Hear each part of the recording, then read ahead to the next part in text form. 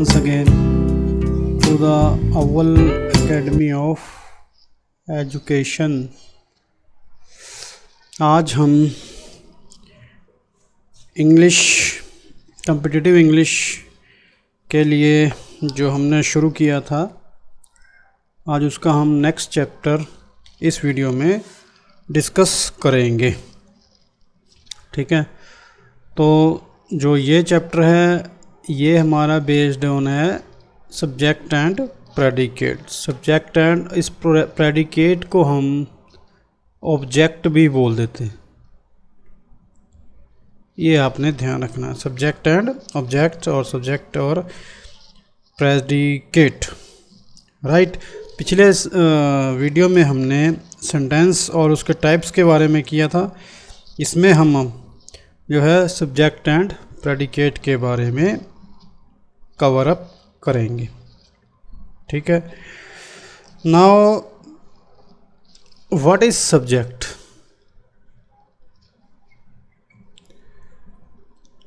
Subject को अगर हम डिफाइन करना चाहें तो ये सब्जेक्ट क्या है?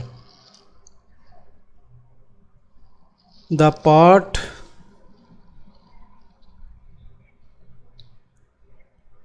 of the sentence,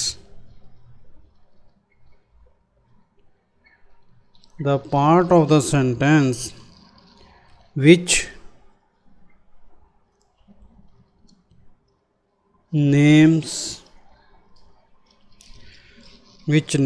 the person or thing।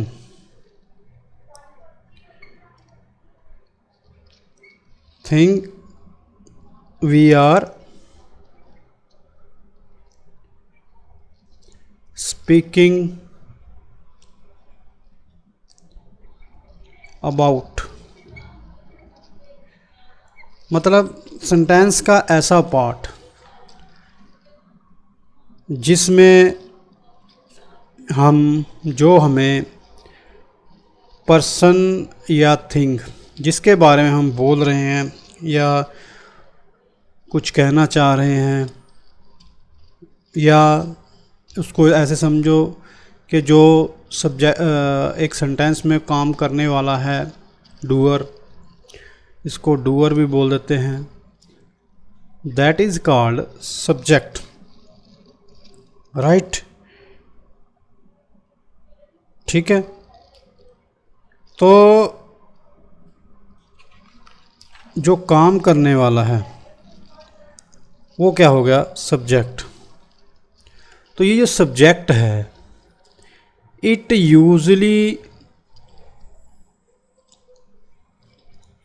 Usually comes first. Sentence में फर्स्ट इन द सेंटेंस, ये शुरुआत में जनरली आता है, बट sometimes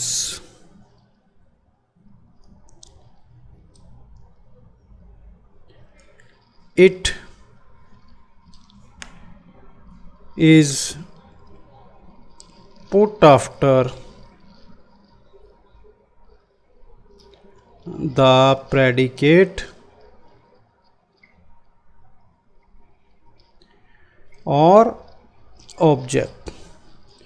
पर ये कभी कभी जो है प्रेडिकेट के बाद भी या ऑब्जेक्ट के बाद भी आ जाता है। ठीक है, तो अब इसका हम एक एग्जाम्पल ले लें कि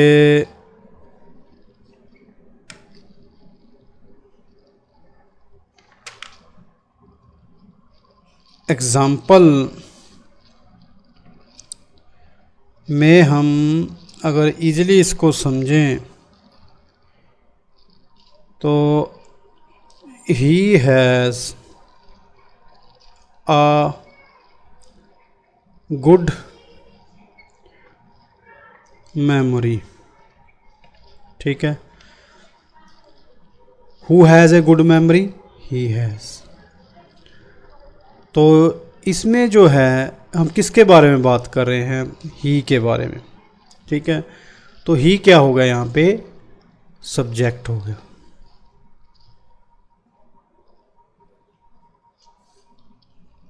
ठीक है।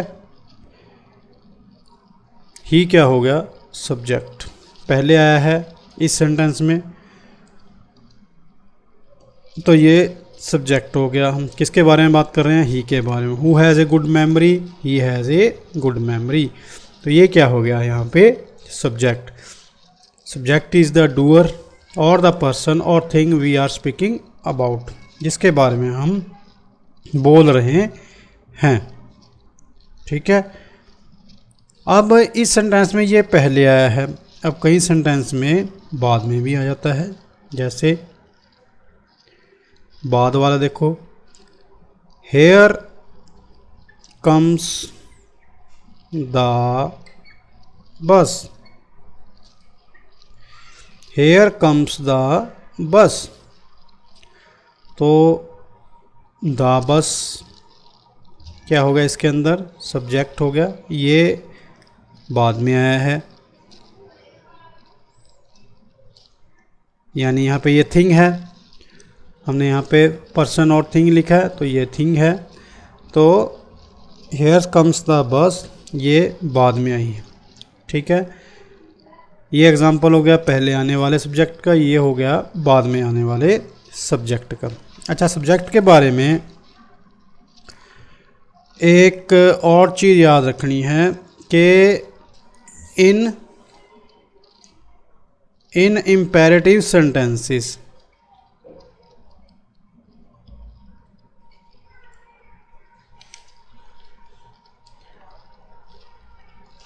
in imperative sentences the subject is left out। हम इम्पेरेटिव सेंटेंसेस में सब्जेक्ट को छोड़ देते हैं। अब इम्पेरेटिव सेंटेंसेस याद कीजिए, पिछले वीडियो में क्या थे, the sentences which express a command are called imperative sentences, ठीक है। अब इसका एक एग्जांपल लूँ मैं, तो जैसे मैंने बोला सिट डाउन, जनरली बच्चे खड़े होते हैं क्लासेस में, तो हम उनको बोल देते हैं सिट डाउन। तो सिट डाउन मतलब यहाँ पे किसको सिट डाउन बोल रहे हैं हम, यहाँ पे यू इज अंडरस्टूड है। अब यहाँ पे चाहे वी खड़े हैं, हम खड़े हैं, दे खड़े हैं, तो एक टीचर आया, उसने बोल दिया सिट डाउन, तो इसका मतलब है वो सबको बोल रहे हैं, अकेले यू के लिए भी और ही के लिए भी, सबको बोल रहे हैं, ठीक है। अगर मैं बोलूँ थैंक हिम,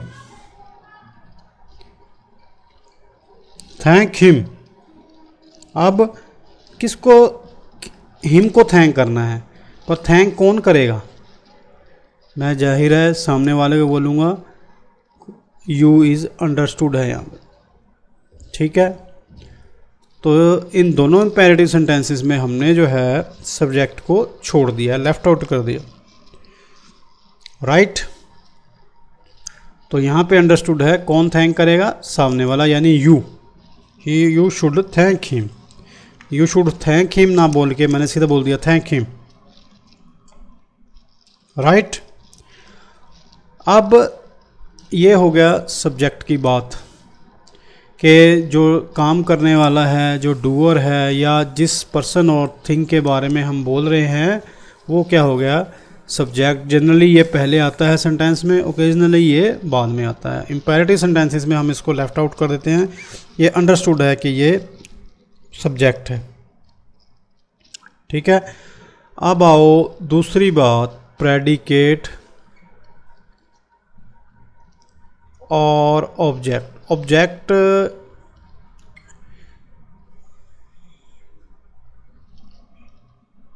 इसको बोल देते हैं हम लाइफलेस थिंग्स के लिए, ठीक है। तो ऑब्जेक्ट क्या होगा?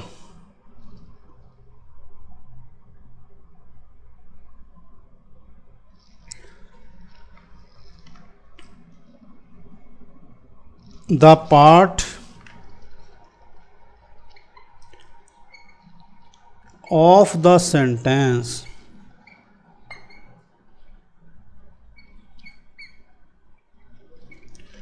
That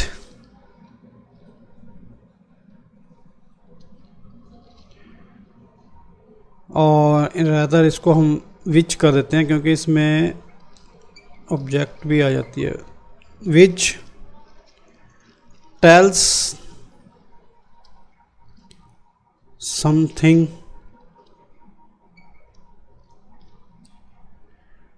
about the subject.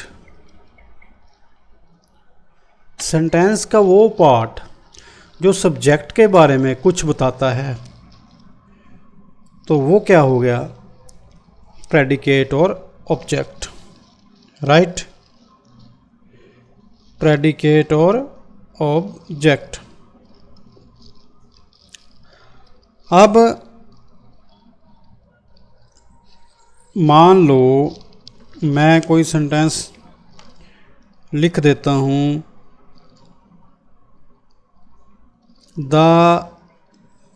इसका एग्जाम्पल ले लो, the earth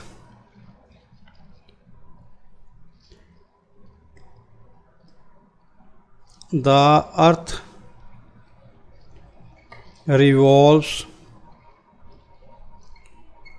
round the earth revolves round the sun। अब इसमें कौन रिवॉल्व कर रहा है? Who is the doer? Earth, ठीक है। रिवॉल्व्स राउंड द सन, क्या कर रही है? रिवॉल्व कर रही है। किसके? द सन। इसमें तो क्लियर ही हो गया कि ये हमारा सब्जेक्ट हो गया और ये हमारा ऑब्जेक्ट और प्रेडिकेट हो गया, ठीक है। अब एक और देखो कि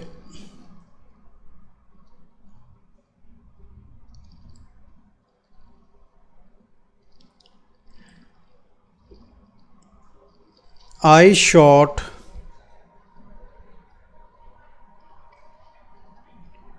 an arrow. I shot an arrow into the air, ठीक है। Who shot an arrow? I। तो I क्लियर हो गया, यहाँ पे सब्जेक्ट हो गया। क्या शॉट किया? एरो। क्या चीज़ की? एरो। आई ने क्या शॉट किया? एरो। तो ये ऑब्जेक्ट हो गया, राइट। इतनी चीज़ क्लियर हो गई आपको कि सब्जेक्ट और ऑब्जेक्ट को कैसे फाइंड करना है। जब सब्जेक्ट है, सब्जेक्ट के आगे हम हु लगा के देखते हैं तो उससे हमें हु डिड द वर्क, मतलब अब इस सेंटेंस में मैंने हु लगाया, हु शॉट द एरो, तो आई शॉट एरो, तो ये सब्जेक्ट हो गया। क्या शॉट किया? एरो शॉट किया, ये ऑब्जेक्ट हो गया, ठीक है। आगे वर्ब वगैरह के बारे में आगे हम फिर बताएंगे आपको, फिलहाल आप इतनी चीज़ समझिए, राइट। सब्जेक्ट और ऑब्जेक्ट, इतनी चीज़ अगर आपको समझ आ गई तो समझो आपका 10% काम ख़त्म हो गया, राइट। जैसे आई एम प्लेइंग हॉकी, ठीक है। Who is playing hockey? I am, मैं खेल रहा हूँ। क्या कर रहा हूँ मैं? What I am doing, I am subject, what I am doing, I am playing hockey. Hockey क्या हो गई? ऑब्जेक्ट हो गई, ये हो गया सब्जेक्ट, ये हो गई ऑब्जेक्ट और प्रेडिकेट, ठीक है। ये इसको भी छोड़ देना, ये वर्ब का हिस्सा। मैं क्या कर रहा हूँ, मैं खेल रहा हूँ। क्या खेल रहा हूँ, हॉकी। ठीक है, right. What I am doing, I am playing hockey. ठीक, तो ये चीज़ आपने अच्छी तरह समझ लेनी है, which is subject, which is object, right. अब ये लेसन हो गया हमारा 2 सब्जेक्ट एंड प्रेडिकेट और ऑब्जेक्ट। फ्रॉम नाउ ऑनवर्ड्स, आज से हम लेसन के एंड में आपको 5 वर्ड्स भी दिया करेंगे एक्सप्लेन करके, 5 वर्ड्स जो आपकी वोकैबुलरी को बढ़ाएंगे। ठीक है, 5 वर्ड्स विद देयर मीनिंग। अब आपने ये 5 शब्द भी रोज़ याद करने हैं, जिससे कि आपको अपनी जो वोकैबुलरी है, आपका शब्दकोश है, शब्द ज्ञान है, वो पावरफुल बनाने में मदद मिलेगी। ठीक है, अब सबसे पहला वर्ड जो हम लेंगे इसके अंदर वो है एन ईगोइस्ट। एन ईगोइस्ट, तो ईगो, अब यहाँ पे शब्द है ईगो। ईगो से स्टार्ट है, मतलब ईगो का मतलब, ईगोइस्ट कौन हो गया, जो ईगो रखता हो। ईगो रखने वाला बंदा क्या कहेगा, वो कहेगा मी फर्स्ट, मैं सबसे पहले, मैं सबसे पहले आऊँगा, मैं सबसे पहले जाऊँगा, मैं सबसे पहले करूँगा। ठीक है, तो इस बंदे का जो एटीट्यूड है, मी फर्स्ट का जो एटीट्यूड है, क्या है, सिंपल हो गया, डायरेक्ट हो गया, अबव बोर्ड या अबव ऑल हो गया, BOARD। ठीक है, तो इसके अंदर ये जो ईगोइस्ट बंदा है, ये हर एक चीज़ में देखेगा व्हाट इज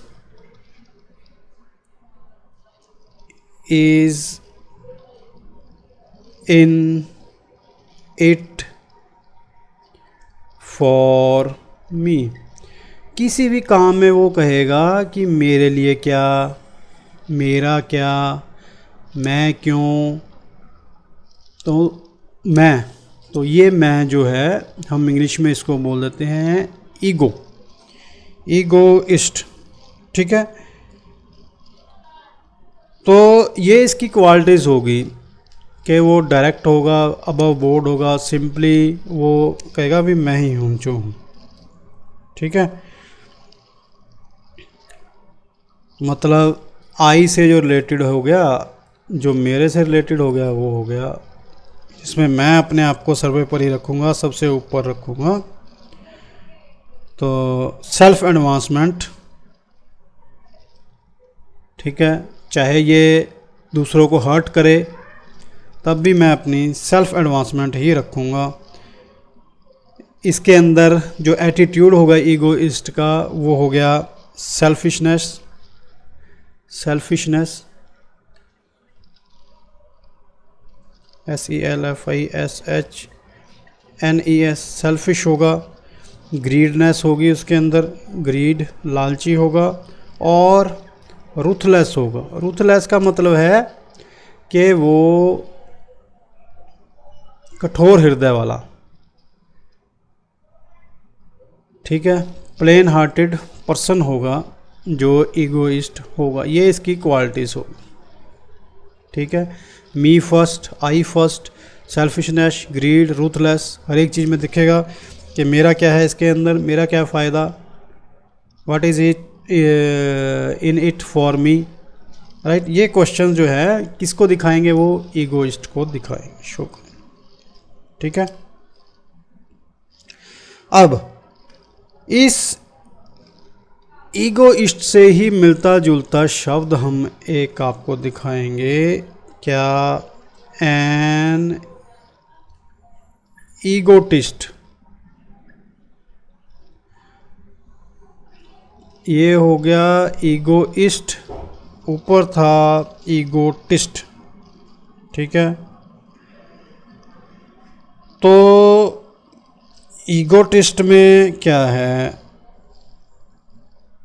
ईगोटिस्ट जो बंदा है वो कहेगा कि I know everything,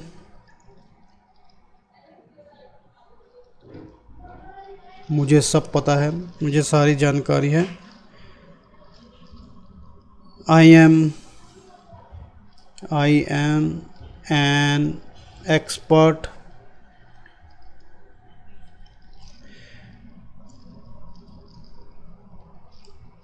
in everything, मुझे सब पता है, मैं एक्सपर्ट हूँ, मुझे सब चीज़ों का ज्ञान है। ठीक है, तो इसको हम जनरली किस उसमें ले सकते हैं?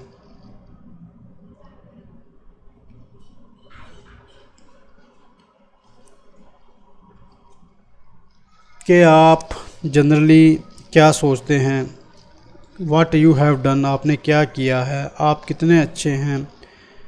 ठीक है, ये सारी चीज़ें, आप एक प्रॉब्लम को कितनी जल्दी सुलझा सकते हैं, तो ये सारी चीज़ें योर सेल्फ के उसको डिनोट करती हैं।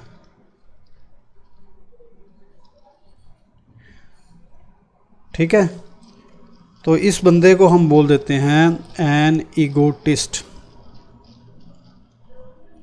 राइट, अब ये दो शब्द हो गए, आपने दोनों को ध्यान से समझना है क्या है। तो ईगोइस्ट हो गया मी फर्स्ट, ईगोटिस्ट हो गया योर सेल्फ। ठीक है, या मी सेल्फ, कि मुझे सब पता है, मुझे सब नॉलेज है, I am expert in everything. तीसरा शब्द है आज का जो, वो है क्या? एन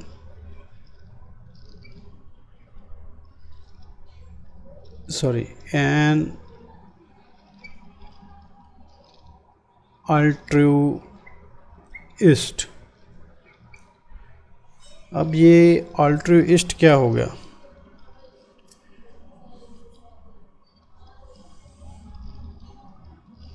अल्ट्रूइस्ट में जो बंदा होगा उसके अंदर सदा लेट मी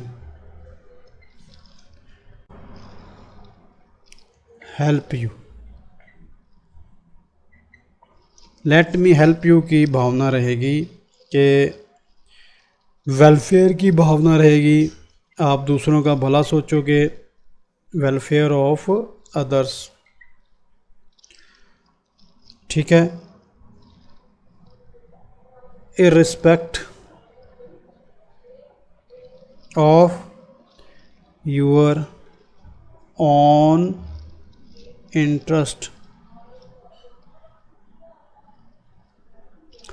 अपने पर्सनल इंटरेस्ट को छोड़कर आप दूसरों की सेवा करने में लगे रहेंगे, तो दैट मीन्स आप एक क्या हो? एन अल्ट्रूइस्ट हो। राइट, तो अब आपने एक शब्द सीखा अल्ट्रूइस्ट। तो मान लो आप दूसरों की सेवा करते हो, समाज की सेवा करते हो, हेल्प करते हो, every time ready for help. तो किसी को एक्सप्लेन करना हो अपने बारे में, आपकी कोई ख़ास क्वालिटी पूछे, अगर आप में ये गुण है तो आप आसानी से कह सकते हो आई एम एन अल्ट्रूइस्ट। ठीक है, जब आप अल्ट्रूइस्ट बोलोगे तो आपको आपकी क्वालिटी का पता चलेगा कि आप दूसरे बंदों की हेल्प करने के लिए हमेशा रेडी हो, सॉफ्ट हार्टेड हो। ठीक है, अपने इंटरेस्ट जो है आप नीचे रखते हो, दूसरों का इंटरेस्ट ऊपर रखते हो। ठीक है, तो आप अल्ट्रूइस्ट हो। अगर मैं कहूँ आई एम एन ईगोइस्ट, तो ये भी एक क्वालिटी का वो है।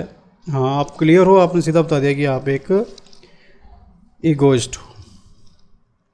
ठीक है, अब नंबर 4 जो शब्द सीखेंगे आज हम वो है एन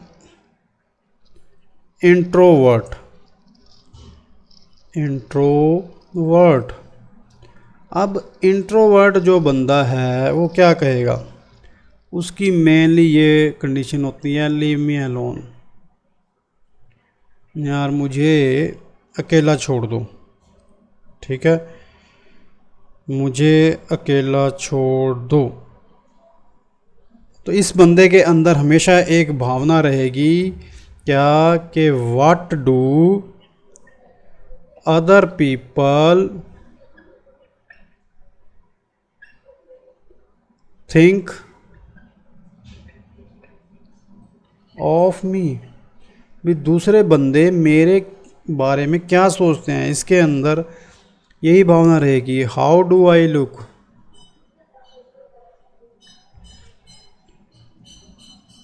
ठीक है, तो यही सोचता रहेगा। तो इस वजह से वो थोड़ा अनसोशल भी दिखाई देता है कि सोशली वो कमज़ोर होता है बंदा। ठीक है, लगता है कि वो सोशली कमज़ोर है, वीक है। ठीक है, चाहे आप कितने बड़े जीनियस हो, कितने बड़े जो है आप परफॉर्मर हो, कुछ हो, पर जब आप अपने बारे में कहोगे लीव मी अलोन, मान लो एक साइंटिस्ट है, वो काम में लगा हुआ है, वो बैठा है कुछ सोच रहा है, पर दूसरा बंदा आ गया उसके पास तो उसको डिस्टर्ब करने लगा, पर उसका दिमाग अपने काम में लगा हुआ है, तो वहाँ पे वो उसको कहेगा कि लीव मी अलोन, सॉरी यहाँ लीव मी अलोन, मुझे छोड़ दो, मुझे अकेला छोड़ दो, क्योंकि वो उसका जो दिमाग है उसका अपने काम में लगा हुआ है, वो डिस्टर्बेंस नहीं चाहता। तो दैट मीन्स वो एक इंट्रोवर्ट हो गया, ये कंडीशन भी आ जाती है। दूसरा ये भी आ जाता है कि कोई बंदा अनसोशल भी हो सकता है, वो तब भी वो कहेगा कि मुझे लीव मी अलोन, मैं नहीं जाना चाहता गैदरिंग में, मैं दूसरे लोगों से नहीं मिलना चाहता। तो इन दोनों कंडीशंस में आप इंट्रोवर्ट कहलाए जाओगे। राइट, तो ये हो गया इंट्रोवर्ट की डेफिनेशन। अब हम 5वां जो शब्द जो है वो सीखेंगे आज, नंबर 5, एन एक्सट्रोवर्ट। अब एक्सट्रोवर्ट, इंट्रोवर्ट क्या कहता था, लीव मी अलोन, एक्सट्रोवर्ट क्या कहेगा, उसका बिल्कुल उलट, लेट्स डू इट टुगेदर, आओ हम इकट्ठे मिल गए, टुगेदर का मतलब इकट्ठे मिलके काम करें। इंट्रोवर्ट कह रहा था लीव मी अलोन, मैं अकेला ही काफ़ी हूँ, मुझे छोड़ दो अकेला। एक्सट्रोवर्ट कह रहा है कि लेट्स डू इट टुगेदर, जहाँ पे टुगेदर आ गया तो बंदा इसका मतलब सोशल हो गया, काइंड हो गया, दूसरों के साथ मिलके काम करना चाहता है, आगे बढ़ना चाहता है, सिंसियर हो गया। ठीक है, तो अब आप इस बंदे को अपने बारे में चिंता नहीं रहती कि मैं कैसा दिख रहा हूँ, क्योंकि वो दूसरे लोगों से मिलना चाहता है। ही इज़ हैप्पी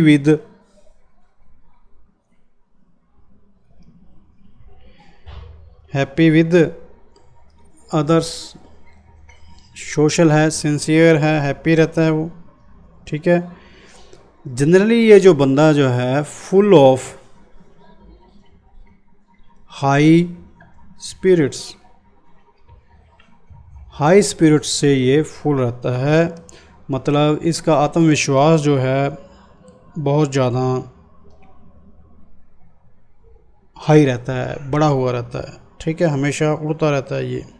ठीक है, that means it is also a quality of our character. ठीक है, तो that it is also extrovert भी पर्सन्स हो सकते हैं, जो सबको साथ लेके चलते हैं, वो हो गए जी एक्सट्रोवर्ट।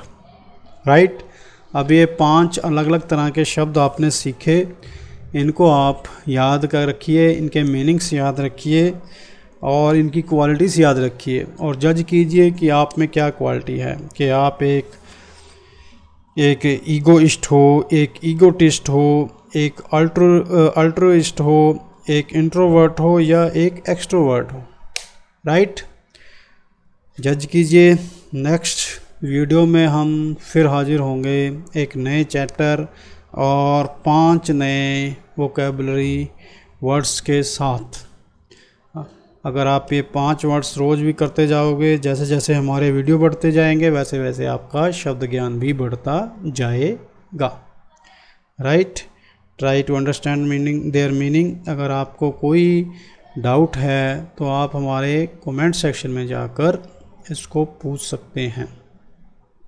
राइट, अब आप देखोगे इनमें से ही ऐसे ऐसे शब्दों में से ही आपको एग्जामिनेशन में जो है synonym, antonym, words often confused, ऐसे शब्द जो हैं वो एग्ज़ाम्स में मिलेंगे, हम उन्हीं को टच करेंगे। राइट, अगर वीडियो अच्छा लगे, समझ आए तो आप इसको सब्सक्राइब कीजिए, शेयर कीजिए, लाइक कीजिए ताकि दूसरे बच्चों की भी हेल्प हो सके और आप एक एक्सट्रोवर्ट बनिए। Right, now it's time to say goodbye till the next video.